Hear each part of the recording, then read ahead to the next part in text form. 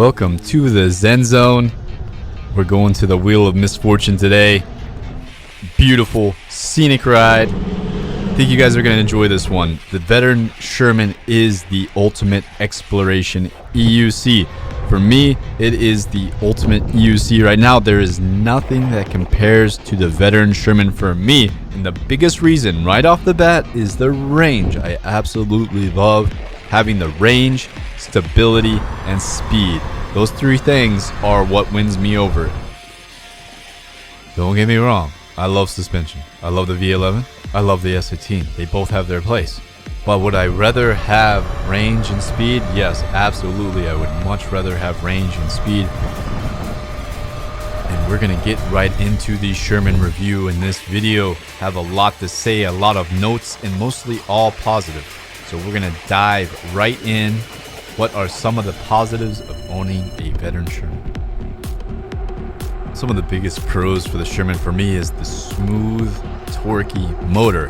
Am I gonna beat a MSP off the line, or a Nikola Plus, or even an MCM5 off the line? Not if they're a good rider, or if it's me doing it against myself. I'll definitely beat myself on the Nikola Plus, especially with the Clark pads. That has added so much acceleration to my game, up my drag game.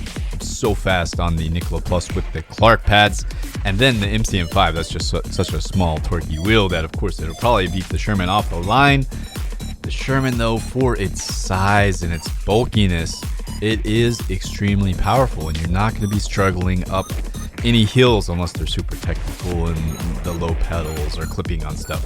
Other than that, if it's a smooth uphill, you're gonna have no problems getting the power you need to get up the hill. My friend was just riding it. He normally rides an 84 volt Monster, and he was commenting on how powerful it was compared to his 84 volt Monster. He was just so impressed with how seamless and how smooth he was getting up the hills at wetlands here in Vegas. It is an amazing torquey machine. It's not going to probably even beat a 16X off the line, but I don't know, it just feels powerful. It feels torquey for its size. I have no complaints about the power. Would I like it to be a little bit more powerful? Sure, yeah, why not?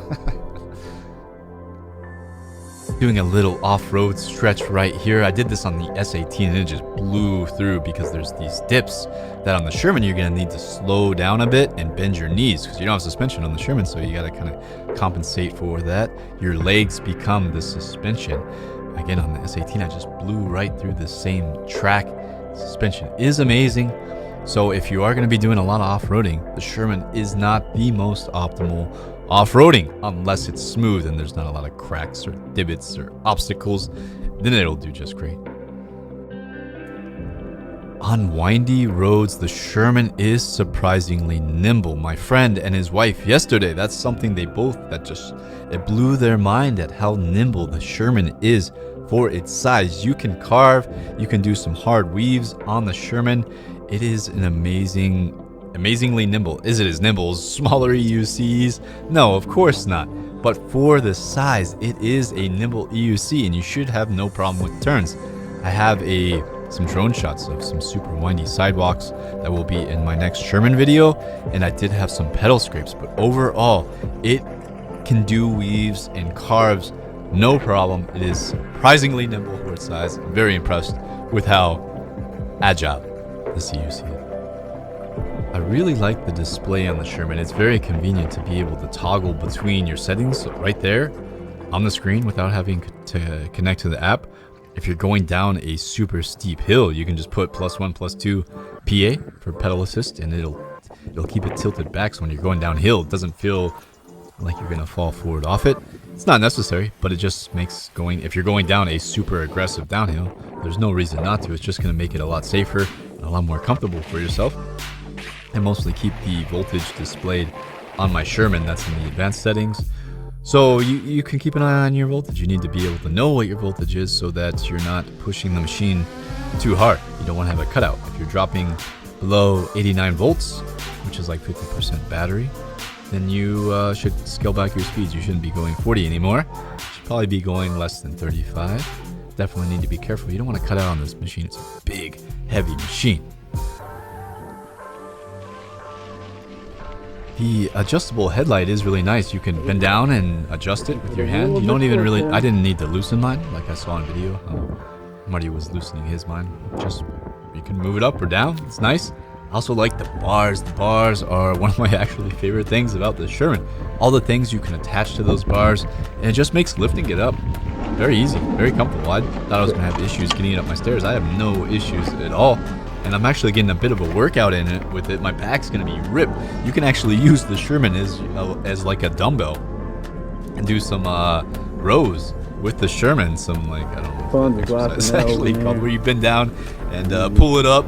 Get your back workout in, get your back all ripped with the Sherman. It's the ultimate workout machine. So that's like a bonus. You're not only are you getting a badass off-roading, on-roading machine, the ultimate EUC here, you're also getting the ultimate workout machine. So you're going to be able to get out some good workouts with the Sherman. That's a hidden positive right there. So as you can see, we've arrived at this crazy location known as the Wheel of Misfortune. It's a very quirky Las Vegas discovery just outside. It used to be a mining area, and this graffiti artist named Aware, I guess he breached their security and came here, and I guess this is most of his work. He did an outstanding job. Very picturesque location. And the Skydio, man, what a great place to fly the drone and get some shots. I think we're gonna hold some races here, maybe just for some for fun content type races around the ring here. I think that would be a lot of fun. So if you're interested in something like that, or if you're ever in Vegas and you need a tour guide to take you to the Wheel of Misfortune, hit me up. It's a surprisingly awesome ride going around these rings, although there are a lot of nails and glass, and yeah, you got to be careful because it could quickly become a very misfortunate event for your EUC if you get a nail up in there. And in the area too, there's lots of off-roading. I feel there's a bike rental shop. You could rent a bike and go off-roading, but if you got a EUC, hey, take it off-roading. You can charge up at the bike shop, get some drinks, and go off-roading endlessly. There are so many trails here in Vegas, and especially here in this area at the Wheel of Misfortune. And then there's the River Loop Trail, which is like literally not even a half a mile away from here, so you can hop on the River Loop Trail, and that's like a 30 to 40 mile, I mean, you can make it into longer, but I think it's about 31 miles around this loop, and it is a very scenic, fun loop to do on an EUC. I think it's one of the most popular loops here in Vegas. And there's, if you wanted to get into the off-roading side of it, that's even more extensive. And we haven't done, not too many people have, I don't think any EUC rider is off-roaded in this area, except for myself just briefly here in this video. And yeah, there's a lot of potential for off-roading. I'd like to go back and explore, and that's what I love most about the Sherman. I don't have a car. It's the only, the EUC is the only device I have for getting around Vegas. And I haven't been able to get around so well on my Nikola. That's the biggest battery. The V11, the S18, they just don't have the range to get to a spot like the Wheel of Misfortune or Mount Charleston. With Sherman though, I am able to, with the 8 amp charger I have, when I do need to charge, charging up so quickly, and with the battery, I'm able to get so much range. Not so much at speed. If I'm going over 30 miles an hour, I don't get as much range as I was hoping. Maybe like 15 to 20 to 25 miles of range, depending on how fast or what kind of road, how smooth the road is, and if I'm going downhill, whatnot, wind, everything. Like, there's so many factors in determining your range, but mostly overall, I'm satisfied with the range of Sherman. Would I like more?